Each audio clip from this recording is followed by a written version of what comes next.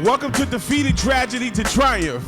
All right, my guest here today, this evening, has an amazing story. Nothing but the truth. You can Google it. You can go down to the court building. All right, nothing but the truth. I need you to listen. I need you to learn. And definitely check out the message. And at the end, tell a friend, tell the youth.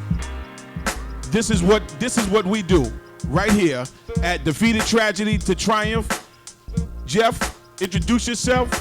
I defeated tragedy and turned it into triumph. My name is Jeff Deskovic, and I'm the founder of the Jeffrey Deskovic Foundation for Justice, which has as its mission freeing wrongfully convicted people and pursuing policy changes aimed at preventing that. Amazing. We've been able to free 10 people who were wrongfully imprisoned. We've been able to help pass 3 laws aimed at preventing wrongful conviction. I'm an advisory board member of the coalition group It Could Happen to You, which helped pass an additional 4 laws. I'm an attorney. I have a master's degree. My thesis is on wrongful conviction, causes, and reform. And I come to this advocacy work as a first-person advocate. In defeating tragedy, turning it into triumph, I was exonerated myself. I did 16 years Wow. from age 17 to 32 prior to being proven innocent through DNA. And now I am a champion for the actually innocent while also fighting for general criminal justice reform, because I saw many things up close and personal that I hope we get into in this interview, even on the non-innocence aspect, that are just simply unacceptable to me, and hence the fight for justice on behalf of the people. First of all, God bless you, all right, and all your endeavors. It's great to see you. Oh, man, you're looking great. I would have never known had you not told me, all right? So what I need to know is, in detail, how did that come about? How did the police come to your door, or how you got arrested? How did that happen? How did you get picked up for this crime? So after school, I was kind of like the life of the party in the apartment complex that I grew up in. This is Westchester County. It's in Peekskill, so the year is 1990. Think middle class, think ethnically diverse. So I was one of the main 2 kids and all the kids that played there. And whatever I would suggest would kind of be what we would do. I mean, we might ride bikes or play Monopoly, go play basketball, right, swim, etc. But that was my life after school. My life in school, in the high school, was different. The kids were a little bit older than me. They were into drinking beer, chasing girls, parties, and I went playing organized sports, and I was not, so I didn't fit in. So in the course of the police investigation, this was a murder and rape of a classmate who was in 2 of my classes, a freshman, 1 as a sophomore. Knew her name, she knew mine. That was the extent of it. Okay. So when the police interviewed some of the students in the high school, some of them told the police, look, you might want to talk to him because he doesn't fit in with us. So that was how I got on their radar. Secondary thing is that I was a sensitive teenager. I was 16, and I had an emotional reaction. And so the police thought that my being emotional was suspicious in light of my barely knowing the victim. So they thought I was sorry for what I had done. Okay. And they got a psychological profile from the NYPD, which purported to have the characteristics of the actual perpetrator, and I had the misfortune of matching that. So type of reinforcing factor. So for about 6 weeks, the police played this cat and mouse game with me. Half the time they talked to me as a suspect, and when they would push too hard and I would become frightened and want to get away from them, they would switch it up. And Jeff is this junior detective helper theme was what they played on. Oh, the kids won't talk freely around us, but they will around you. Stop in from time to time, ask me opinion questions, congratulate me that my opinion was correct. Right. So I bought into that. You know, before I was a teenager, I wanted to be a cop when I grew up. Okay. So that's how they pulled the wool over my eyes. And in terms of the good cop, bad cop technique, I began to look up to the cop who was pretending to be my friend as a father figure.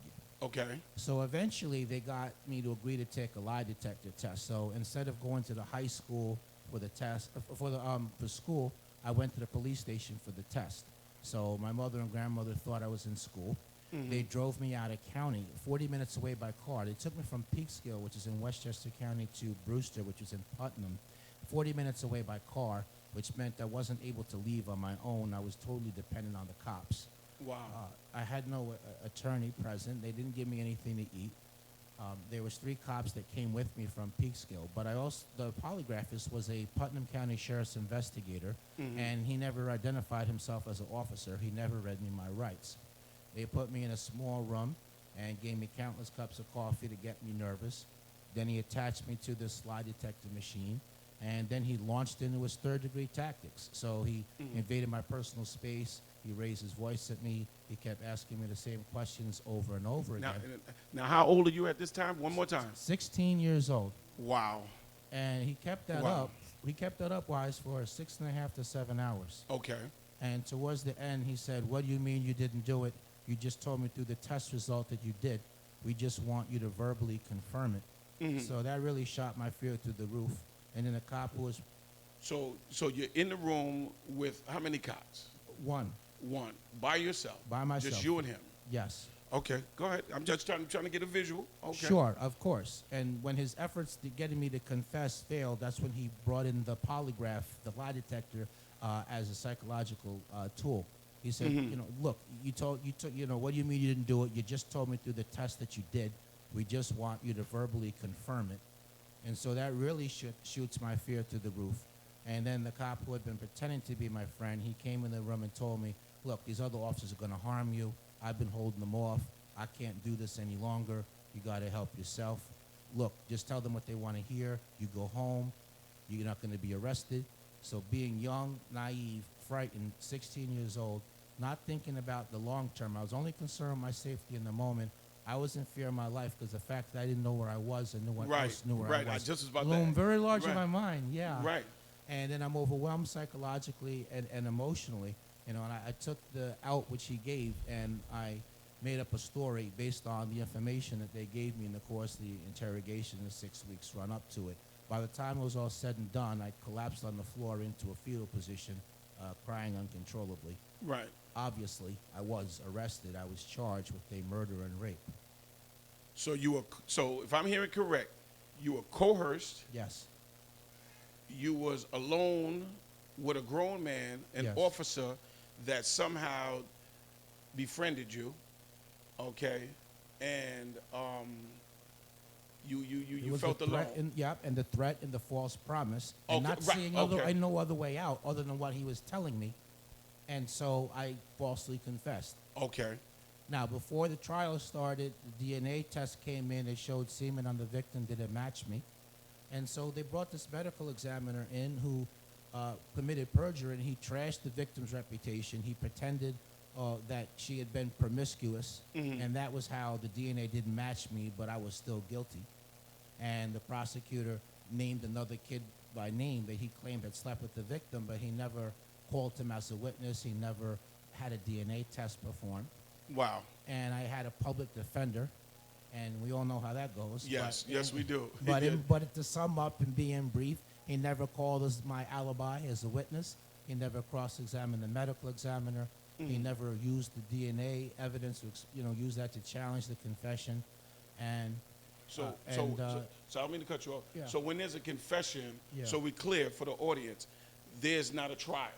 No, there is a trial. Oh, there is a trial. When there's a confession, there's a trial. But when you're defending a case where there's a confession, you have to challenge that confession. You have to explain why that confession was made. And then you have to try to disprove that confession as many ways as you can, and you bring it all together in your closing argument. Okay. But he didn't do any of that. He wouldn't even allow me to take the stand. Now, when you say closing argument, what does that mean? A lot of people don't know what that means. Yeah, what that means is when the prosecution's finished putting in their evidence and then the defense finishes their case, both attorneys, the one for the state, the prosecutor and the defense lawyer, they address the jury and they make their arguments. They tell the jury, this is what I believe happened based on everything you just saw from the witness stand, all the evidence. This is what I say that means. Okay. And both sides give a conflicting view, and it's up to the jury to pick and decide, which one they believe, which witnesses they believe. Okay. So sometimes he argued to the jury that the confession didn't happen. Sometimes he said it happened, but it was coerced. At other times he said it happened, but it was false. So Wise, tell me, if you're arguing a case, if you're a juror and a lawyer is spitting out all these different theories, he's all over the place on one issue, you're probably not going to believe him at the end, right? Correct. You got to pick a lane and go down, and that's your story. Mm-hmm. But he didn't do that. He was all over the place, and the end result was I was found guilty, and I'm sorry to hear that, man, that you went through that. I was given a 15 to life sentence, even though the judge said maybe you're innocent. He didn't overturn the conviction, but he gave me a 15 to life sentence. Yeah, you heard that right. And how much did you do on that before I was any exonerated. relief? Yes, 16 years. That means I Whoa. lost 7 appeals. I got turned down for parole because I maintained my innocence instead of expressing remorse and taking responsibility. Okay. And I did, did it. And being turned down for parole, I wound up doing another year, and then I was proven innocent. So 3 factors happened to exonerate me. Okay. Firstly, number 1 is I got the Innocence Project agreed to represent me. Okay. Second thing is the district attorney who, Janine Pirro, who's a commentator on television. Oh, Janine. Yeah, so... Is she the one that locked up her own husband? Well, her husband did time for tax fraud, and she should have went with him because she signed the fraudulent tax returns, but that's a different thing. But yeah, her husband is... She's a trumper. She's a trumper. Yeah, and if you hear her talk now, she's this bastion of due process rights. Where was all that when you were the DA? Okay. Right? But that wasn't what I experienced. So her office blocked me from getting DNA testing, further testing a couple times. They fought all 7 of my appeals. Wow. So she left office. So that was the second key. And the third thing is we got lucky. When we took the DNA evidence and put it in the data bank, it matched the actual perpetrator whose DNA was in the data bank because left free while I was doing time for his crime. He killed the second victim, a school teacher and 2 children. And so the DNA matched him. So and then he confessed as well. So be clear. Yes. All right. So they knew they had the wrong guy. And they knew that this person that did it was on the street still, and 9 out of 10 would commit this crime again. 9 out of 10, but left him out there to put an innocent man in, just to close a case. Yes. Wow. Yeah. So on September 22nd, 2006, the conviction's overturned. Went back to court November 2nd, 2006. All charges dismissed on actual innocence grounds, and the actual perpetrator was arrested and pled guilty, was sentenced for the crime.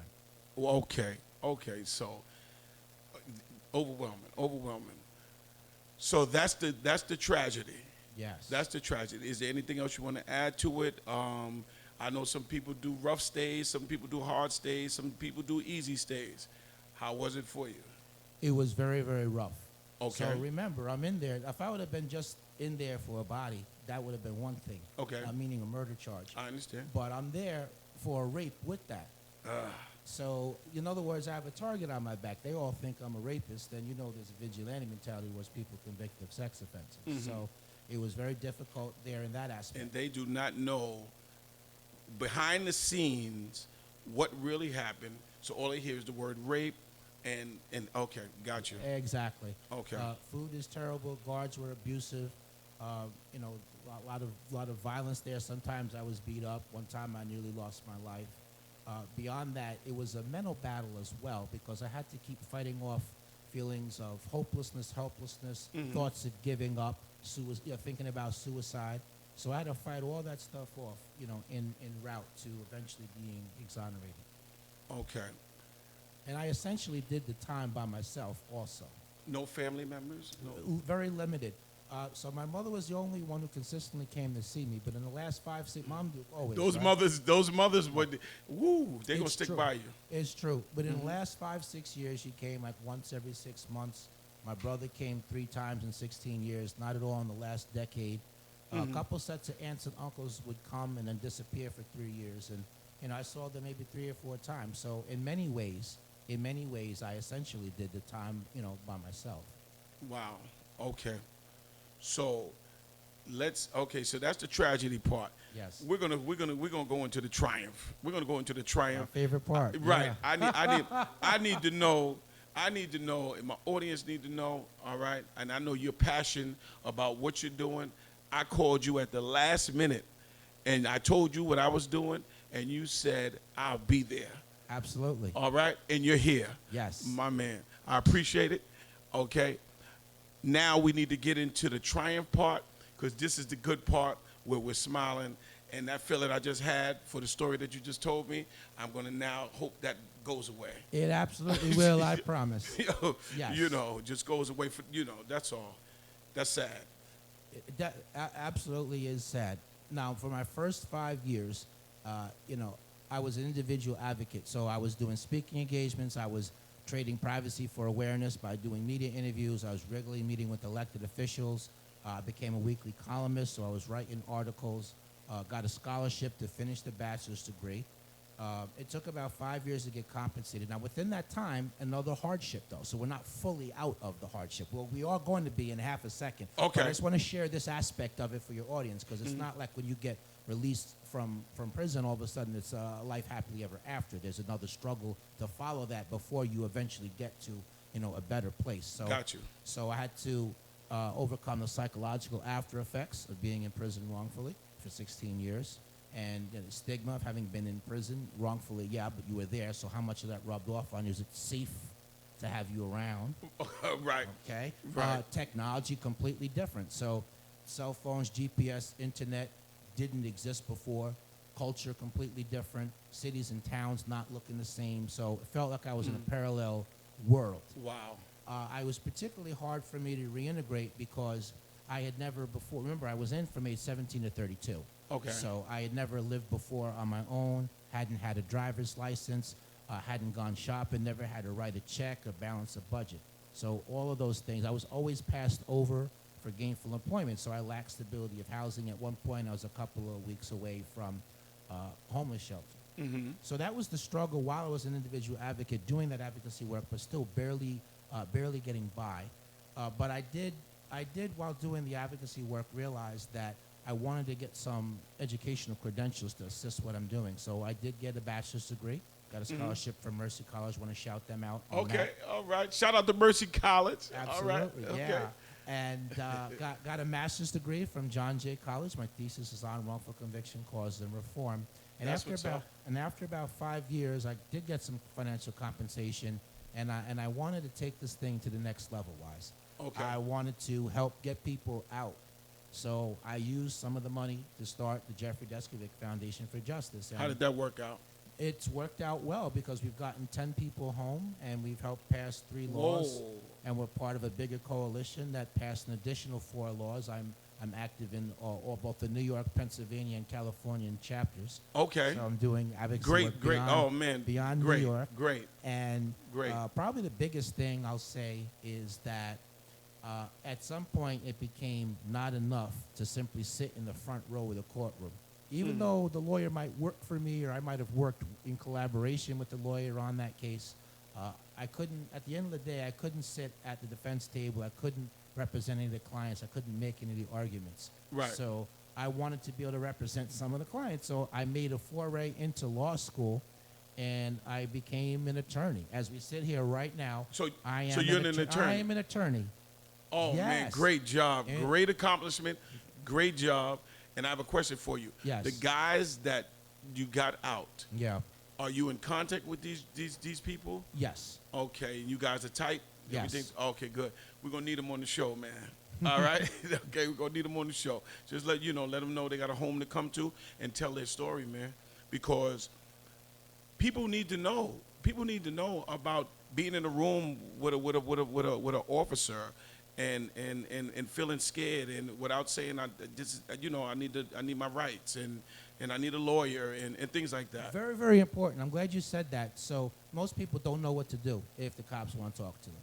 Okay, so you give your name, where you're from, and then you say you want a lawyer. Okay, and you keep insisting on that. Don't say anything till the lawyer comes. So the lawyer will prevent the cops from intimidating you. It'll prevent them from doing to you what they did to me. Now, Wow. the innocence of suspects works against them. They think, well, if I'm innocent and I don't know anything about this, why do I need a lawyer? And they worry, well, this is going to make me look guilty. But those are the wrong approaches. Okay. You need to instead insist on a lawyer. Now, on a similar basis, if the cops stop you and they want to search your car, you never ever agree to that. Okay. Never ever. Okay, you say, officer, I do not consent to you searching my car.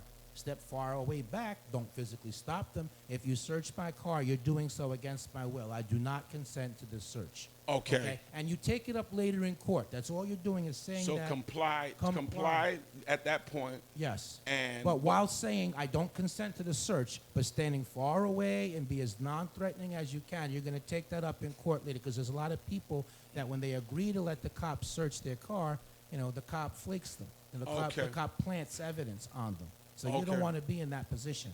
Got you. Exactly. Not all the cops, but it's some of them, and it has happened to people. So it's important that we not waive our rights, that we, in fact, insist on them. Okay. And what else? What else? I know. When we spoke, you said something about a rally. Yeah. Okay. So So there's an organization called RAP, which stands for Released Aging People in Prison, and they're spearheading a campaign for parole reform in New York. And my foundation's been supporting them, and I've been speaking at rallies and doing media interviews and meeting with elected officials. So here's what's going on right now. There are 2 bills that are pending right now in the New York State Legislature called Fair and Timely Parole and Elder Parole. Okay. So here's what those are. So fair and timely parole, that bill says that the parole board will not be allowed to deny parole based only on nature of the crime. They can't say, well, look at the charge you're here for. No, we're not paroling you. So that's what goes down right now. Okay. But see, that charge is never going to change, ever, no matter what anybody does. So really, the parole board is supposed to be determining whether somebody has been rehabilitated or not, looking at their educational record, their disciplinary record, and deciding whether to release somebody based on that. But that's not what they're doing. They're just denying based on the charge. So fair and timely parole would prevent that. Now, elder parole, which is the companion bill, what that says is that if a prisoner is 55 and they've done 15 years, then they would be entitled to consideration for release on parole. So while I was in prison, I saw a lot of people denied parole that had bachelor's degrees, other college education, great disciplinary, good educational record, and they would just be denied parole repeatedly. Now, the same thing as to elder prisoners. I saw, the prison can't take care of the elderly prisoners' medical needs. I mean, the medical care is terrible in prison anyway. And again, a lot of times people change. There's a such thing called aging out of crime, where you mellow out, you mature, you're not as susceptible to peer pressure, you're not as spontaneous, you think more. And so, yeah, you might have did a crime, but then again, that's why you're incarcerated. You've paid a price for that. But are you the same person 15 years later, 20 years later, 25, 30?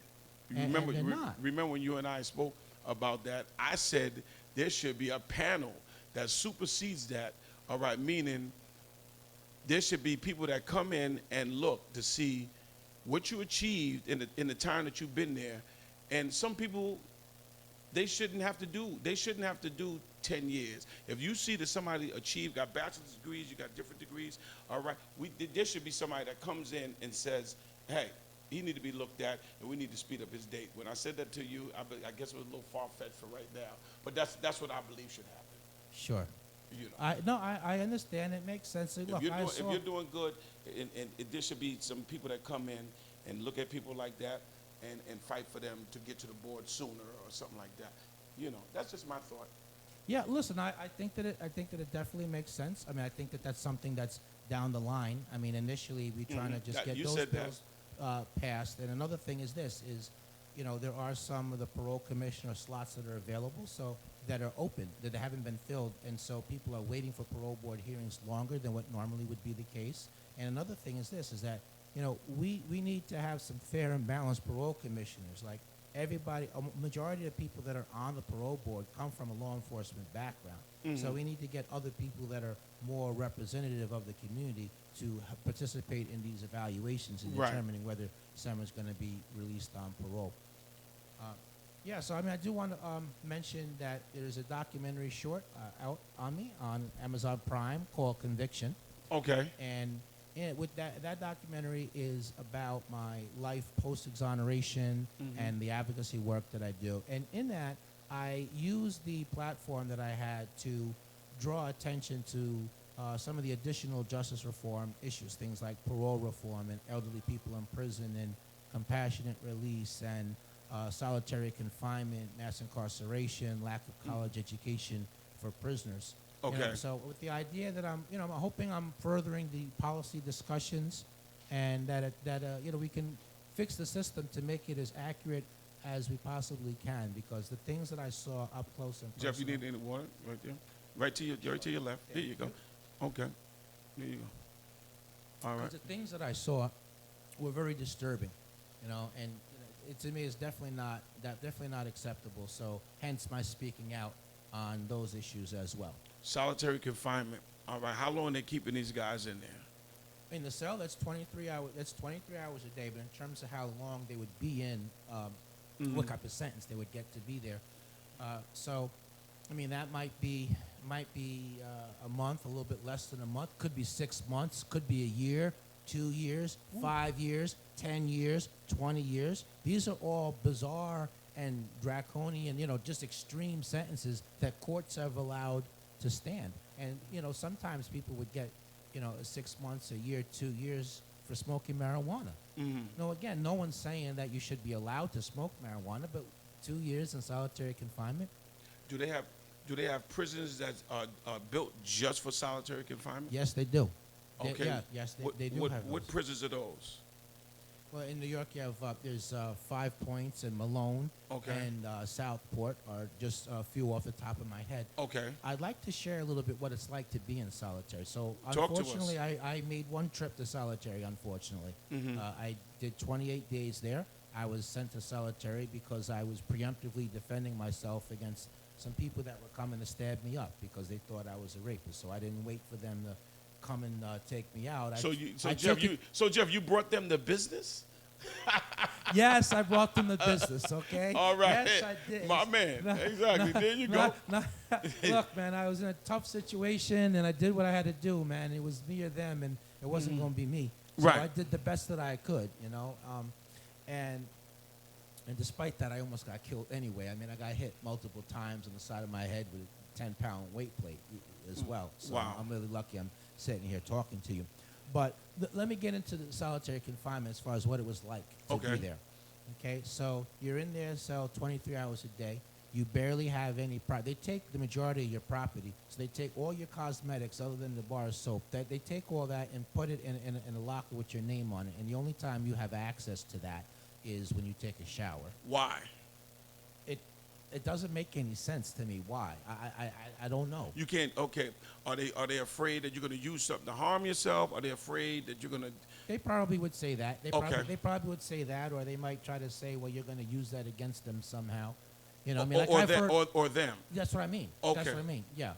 Got you. Okay, so there's that. They take the majority of your clothes. You have 2 changes of outfit. The lights are on all the time, and you have no control over the lights. You can't see the outside, and there's no clock. Sound like this is designed to make you crazy. Yeah, I believe it is. The only way I knew what time of the day it was is if they had breakfast items on the tray. So the COs feed you. If they walk past your cell, which happened to me, and when I wasn't awake, and even though I woke up and they're feeding the prisoner in the cell next to me, they wouldn't feed me. They said, "Yo, be up next time." Or you missed. Or you missed. Yeah. What did they serve? Just the regular prison food. You're totally dependent on the state. They don't allow you to go to commissary. They don't allow you to go and buy your own food items, and they got the COs in charge of the food. Anytime you leave the cell, they put you in handcuffs. So if you're going to go take a shower, they put you in handcuffs first. Okay. If you go to recreation, they put you in handcuffs. So I really didn't like being in handcuffs. So after a while, when they come and ask me, you going to go to recreation? I'm like, no, I'm not. No, because the aggravation of going in handcuffs is not worth it. You're putting me in a small area by myself with a cage, and I can't even see the sky, and I'm by myself. So What time of the day is this? Early in the morning? Is this in the afternoon? Is it night rec? When do they come to ask you about rec? They would going outside. Yeah. They would come in the morning to ask you if you're going, but in terms of when, would it be the afternoon or the evening? Honestly, I don't know because I wasn't going mostly. But remember, too, there wasn't no clock either. Okay. And I can't see the sky either, so I couldn't tell you. Wow. And they give you a couple of books, but at the end of 2 or 3 days, you know, the books are all read. It's like you try to sleep the time away, but after 3-4 days you get slept out, and you can't sleep anymore, and it just lay down on your bed and look up at the roof, and you know that's yourself. And you did this, and you did this for 28 days. Yes, I did this for 28 days. Yes. Okay, so now you come out. Is it like the movies where you see the sunlight and you're like this, you know, or how was it? Yeah, it was an adjustment. I mean, you did see the sunlight, and you get to move around a little bit in the prison. But you know, it was nice finally feeling some of the fresh air, go to recreation in a normal setting, normal within the prison, which by definition is not normal, but you know, normal for there. But I'll tell you the best thing that came out of that, right? As hard as that was. You know, and by the way, solitary is regarded as torture, that it causes mental health issues, exasperates people that already have mental health issues, it makes it worse. So all that's true. But the point I want to make, though, is that long term, that actually helped me in this aspect. So they transferred me from that prison to a different prison. Okay. And so I got away from everybody. That was one thing. And a couple of people that did get transferred to the next prison, when they saw me there, they made a point of coming up to me and letting me know that they're not into talking about other people's business. They don't care what people are there for. They're just trying to do their own time and go home. So in other words, they're trying to let me know that I'm not gonna have a problem out of them in terms of that, so that I don't come at them. Right, because they remember your last incident. Correct. Yeah. yeah, okay. Yeah. They remember your last situation. How about that? And if you think that is sweet through the walls, they did. Absolutely, right? yes. And sometimes you got to do what you got to do. Absolutely, yes, that is true. You know, and you know, wow, hell of a story. All right. Do you have anything else you want to add on, or you know, okay? Yeah, do your thing, man. Hey, listen. Like I said, I tell everybody, this is not an interview, Jeff. All right. This is a platform. You come, you tell your story, all right, and you also tell, like, hey, this is what I'm doing now. This is what I'm doing in the community. This is what I'm doing to help someone else out. All right. That's what this is about. You understand? I got you. Yes. My man. Sure. So here's what I'm doing now.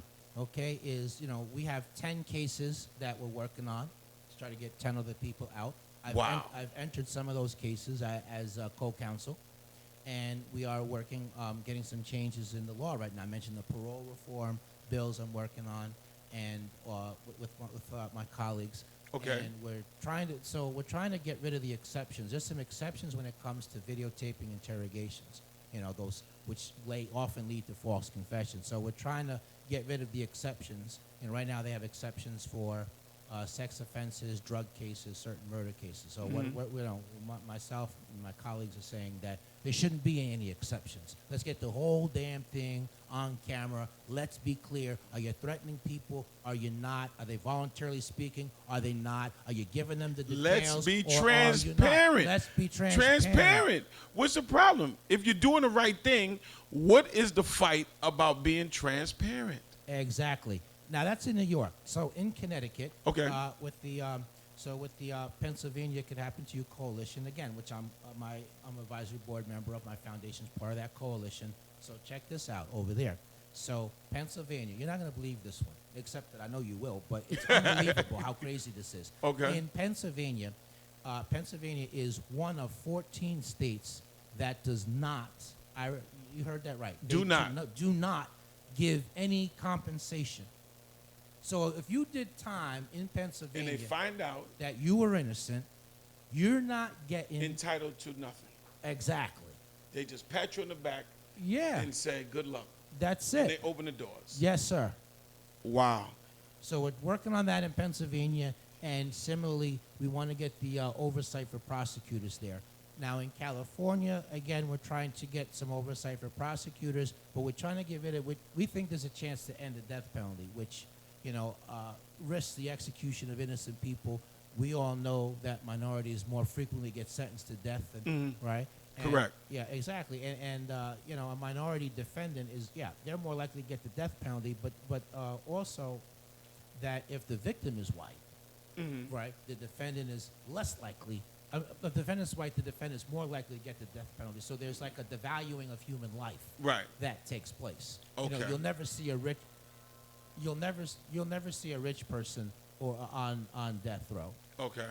And yeah, we just mentioned the other. I mean, I think killing people who kill to show that killing is wrong, doesn't make any sense, and it's very expensive. What other state is like PA? Like Pennsylvania? What other, like with that going on? Is there any other state like that? There are 13 other states that don't have compensation. I mean, I don't have the names of other states right Okay, off the top that's fine. of my head. That's fine. But there are some states that, while they have compensation, it's inadequate. So, Wisconsin, for example, so they'll give you Wisconsin. They'll give you $5,000 a year per year of wrongful imprisonment, capping it at $25,000. So can you imagine that? You lost your freedom, right? And and they're saying each year is only worth $5,000. And that's capping it at 25. Wow.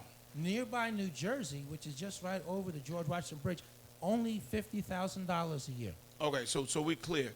You're saying that you're doing something about this. Yeah. As of right now. Yes.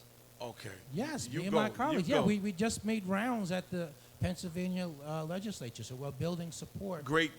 For a bill. Yeah, great job. Absolutely. Great job. Keep pushing. You can do it. And so I also wanted to share in terms of the prisoner reentry. So I co-own a product. It's called Recharge Beyond the Bars Reentry Game. And it facilitates formerly incarcerated people with reintegrating back into society through icebreaker questions.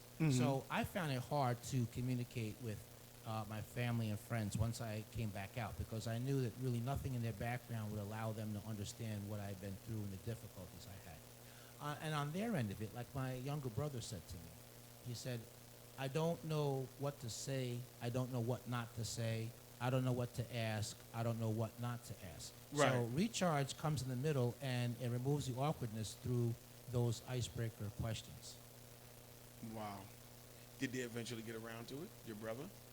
Yeah, I play Recharge with him and Okay. with my family, and it works. Okay, great. So, people want to check that out, rechargethegame.com. I'd like people to be able to check out my organization, www.deskovic. Say it one more time, just in case they didn't get it. www.deskovic.org. That's DESKOVIC. You can follow me on social media, have a Facebook page, Instagram, LinkedIn. Keep up with the advocacy work, upcoming speaking events, media interviews, including this one that I'm up to. Great.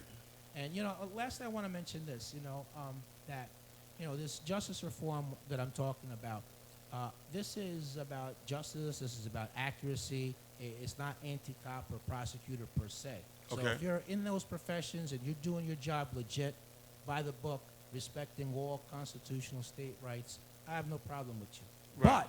But if you dare to break the law, run over rights, cut corners, okay, then you cross the line between being on the side of the people uphold the law. You cross the line and you became the criminal yourself. So if you're of that ilk, believe I'm against you. And I've been able to get currency in that from some interesting circles. So for the last 7 years, for example, I've been able twice a year to speak at Police Academy in New Jersey. I've been able to speak at different district attorney offices and groups of prosecutors. I've been invited to address judges on different wrongful conviction topics. And so I'm giving that as an example. And, I'd served on a transition team for incoming DA's office, helping them to set up a unit that's going to look for wrongful convictions. I've been on the Peekskill Police Task Force Reform Group, which issued a report on how can we improve policing and improve community relations. So I said all that to say that I've gotten some buy-in from law enforcement in terms of the advocacy work that I do, and I think that that's really important. And if you're listening and you want to get involved and you don't like what's going on, look, you can volunteer, you can donate, you can attend an event, you can go to a rally, you should vote. Don't you dare get out of jury duty. That's why we get terrible people on the jury and these bad decisions. So, there's all these civic ways of participation. But when you let your frustration get the better of you, okay, and you instead, you start to destroy property, you start to vandalize, you start to commit acts of violence, you're hurting the cause because you're distracting from the issues, because now the public conversation, the narrative's only going to be about that those actions that you're doing. It's not going to be about those bad acts. Right. It's not going to be about why you're acting out. It's not going to be about the legit issues that you have. And they're going to deliberately go that route with it. All right, just so they keep the focus on what's really happening. So now you're giving them an excuse, all right, to go elsewhere and to talk about things other than what they need to be talking about. Exactly right. Yes. Okay, I got a question for you. Have you been back to Peekskill? You returned back to Peekskill after this? Yes. Okay, I know Peekskill's a small town. Yes, it is. Okay, and I know they probably remember this incident. 100%, yes. How? Talk to me. Yeah, so when I first got out, within the first week, when I returned back to Peekskill, I was received very warmly. So I would walk on the streets, people would be honking the horn. Really? Yeah, and people that come up to me and shake hands, and even different police force as well. So I was greeted very warmly. I still go back to Peekskill semi-regularly. I'm invited to various social events and barbecues. Good. Sometimes I go back there to speak. And as I mentioned, I was invited to participate on their task force reform group, which issued the report. I was on the subcommittee with the Peekskill police chief, county police chief, retired officer. I was the only non-law enforcement. And look, we went through the police manual, and I saw some things that shouldn't have been there, and I spoke on it. And I got to know, they agreed with me, and we made some changes. Great job, man. Great job, Jeff. I'm going to listen, man. I commend you. All right. I know you had to be strong, and I've been there. I'm going to do my story. All right. I've been there, and I just want to commend you again. Your story is a little more deeper than mine. You understand? I just want to say, once again, I'm glad you're here. All right. I would have never met you. God put people in your path. All right. You're here. Thank you. Y'all heard the story, Defeated Tragedy to Triumph. Jeff, definitely thank you for coming through. And I just give a word for the youth. Matter of fact, you already told them. You told them everything. Thank you. I know you're an important person. You got to get on the move. Got other events that you're doing. Thank you for coming through. Defeated Tragedy to Triumph. My man, thank you, brother, for the message. Absolutely. All right. Thank you, man. Wow. Defeated Tragedy to Triumph. Y'all heard it right here. I got goosebumps, man. And y'all gonna get them too. All right. Stories are real. The person is real. I can put my hand on them. God bless you. All right. Peace.